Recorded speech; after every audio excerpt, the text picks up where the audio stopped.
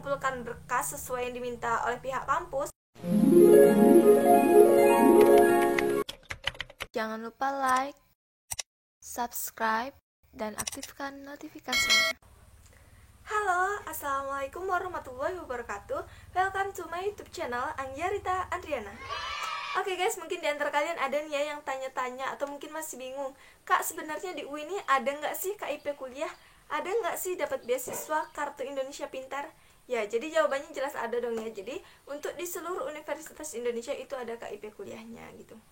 Oke guys, sebelumnya jangan lupa untuk tekan tombol like serta subscribe ya, supaya kita semakin semangat buat video barunya. Oke, check it out. Oke guys, jadi kalau di UIN itu pendaftaran KIP kuliahnya berbeda dengan universitas negeri yang di bawah naungan Kementerian Pendidikan dan Kebudayaan.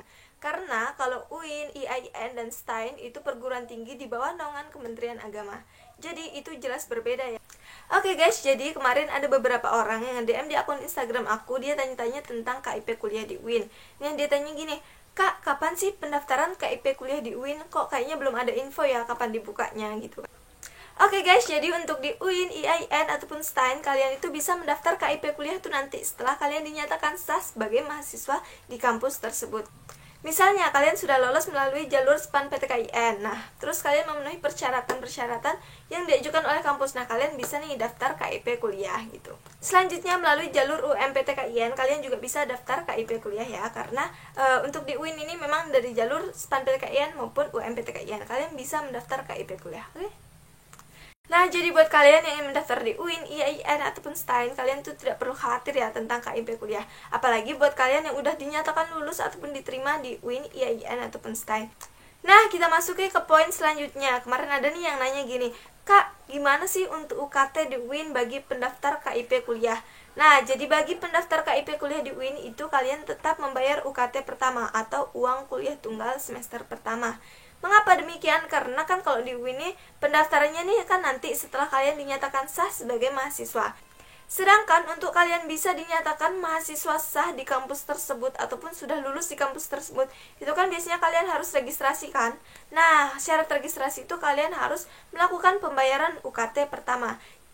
Jadi intinya buat kalian yang ingin mendaftar KIP kuliah di UIN, kalian harus membayar UKT pertama atau uang kuliah tunggal semester pertama, oke?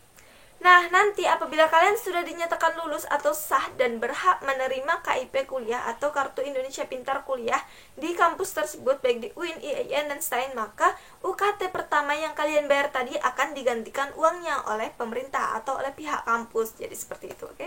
Nah, selanjutnya, Kak, gimana sih peluang KIP kuliah di UIN? Apakah sama dengan universitas di bawah naungan Kementerian Pendidikan dan Kebudayaan? Nah, oke guys, jadi untuk di UIN, IAIN, dan STAIN itu daya tampung tentang penerimaan KIP kuliah itu berbeda ya dengan universitas negeri di bawah naungan Kementerian Pendidikan dan Kebudayaan. Oke guys, jadi buat kalian yang ingin mendaftar KIP kuliah di UIN, IAIN, dan STAIN, kalian tidak perlu khawatir mengenai daya tampung ataupun peluangnya ya. Karena di KIP kuliah ini, di program KIP kuliah ini daya tampungnya lebih besar, sekitar 17 ribuan. Nah, ini lebih banyak daripada program sebelumnya, yakni program beasiswa bidik misi, yang tahun lalu itu hanya sekitar 10 ribuan. Nah, kalau di program KIP kuliah ini lebih banyak ya kuotanya, sekitar 17 ribuan. Jadi nanti sekitar satu kampus itu sekitar 200 atau 300 orang yang menerima KIP kuliah, mungkin seperti itu. Oke guys, jadi buat kalian yang ingin mendaftar KIP kuliah di UIN, IAIN, dan STAIN, kalian tidak perlu khawatir ya tentang persaingannya. Karena untuk di tahun ini itu peluangnya lebih banyak daripada tahun sebelumnya.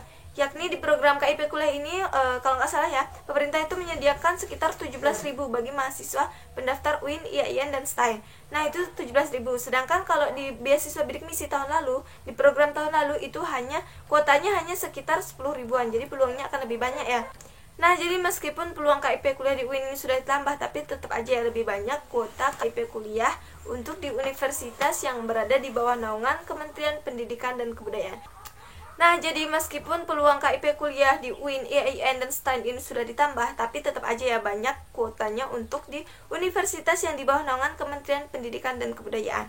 Nah, tapi kalian juga nggak perlu khawatir sih guys, karena kalau udah rezeki, udah itu jatah kalian, pasti nggak akan kemana-mana. Yang penting kalian terus usaha, terus berdoa, oke? Nah, oke guys, mungkin di antara kalian kemarin juga ada nih dengar ataupun pernah mendengar isu-isu bahwa untuk KIP kuliah di UIN, IAIN, dan STAIN itu diharuskan bagi mahasiswa ataupun bagi mahasiswa baru yang di waktu SMK, SMA, dan sederajat itu harus punya KIP kuliah. Tapi tenang guys, ini kan masih isu nih. Karena kalau menurut aku itu masih bisa menggunakan sistem BDT. Jadi kalian nanti bisa membuat SKTM ataupun meminta SKTM dari pihak kepala desa, surat keterangan tidak mampu dari kepala desa. Karena kan seperti yang udah aku jelasin kemarin ya guys ya, di video pertama aku mengenai beasiswa bidik misi ini, di atas nanti aku kasih videonya. Nah, nanti bisa kalian cek ya. Karena kan ya kalau KIP kuliah ini kan ditujukan bagi mahasiswa yang secara perekonomiannya itu kurang tetapi mempunyai kemampuan akademik yang baik ya. Seperti yang aku jelasin di video di atas, kalian nanti bisa cek ya. Jadi buat kalian yang ingin mendaftar di UIN, IAIN, dan STAIN, kalian tidak perlu khawatir tentang KIP kuliah. Karena di UIN itu tetap ada KIP kuliah, oke? Jadi di sini aku terangin sekali lagi, aku garis bawain sekali lagi biar kalian jelas ya. Di UIN itu pendaftaran KIP kuliahnya itu nanti setelah kalian dinyatakan sah sebagai mahasiswa di kampus tersebut. Nah, jadi nanti apabila kalian sudah dinyatakan lulus ataupun sah menjadi mahasiswa di kampus tersebut, nanti pihak kampus akan memberikan informasi tentang pendaftaran KIP kuliah di UIN, IAIN, ataupun STAIN. Tergantung kalian masuk di kampus mana ya. Nah, jadi nanti kalau kalian udah tahu pendaftaran KIP kuliah di kampus kalian udah dibuka, jadi langsung aja deh ya, jadi tim gercep gitu ya sekali-kali. Jadi langsung aja deh ya, kalian langsung daftar. Setelah itu mengumpulkan berkas sesuai yang diminta oleh pihak kampus. Nah, setelah itu pihak kampus akan menyeleksi berkas kalian. Nah, baru pihak kampus akan mengumumkan apakah kalian layak untuk menerima beasiswa KIP kuliah atau tidak. Nah, buat kalian yang ingin mendaftar KIP kuliah baik di UIN, IAIN, ataupun STAIN, mudah-mudahan kalian lulus ya. Mudah-mudahan kalian lulus karena itu lumayan banget bisa membantu kalian, bisa meringankan beban orang tua kalian. Lumayan loh ya, 6.600.000 per semester itu membantu banget sih, kalau menurut aku lumayan banget gitu kan. Pokoknya bisa meringankan beban orang tua. Pokoknya kalian yakin aja deh, usaha itu tidak akan mengkhianati hasil. Kalau kalian udah berjuang sungguh-sungguh, udah semaksimal mungkin, udah usaha, udah doa, pokoknya udah intinya udah yakin aja deh, intinya kalian harus yakin kalian pasti lulus, oke? Oke guys, sekian video dari aku ya mengenai pendaftaran KIP kuliah baik di UIN, IAIN, ataupun STAIN. Mudah-mudahan dapat bermanfaat. Nah, jika menurut kalian video ini bermanfaat, jangan lupa untuk tekan tombol like serta subscribe ya, supaya kita bisa memberikan informasi selanjutnya yang lebih bermanfaat. Oke, sekian. Wassalamualaikum warahmatullahi wabarakatuh. Bye-bye.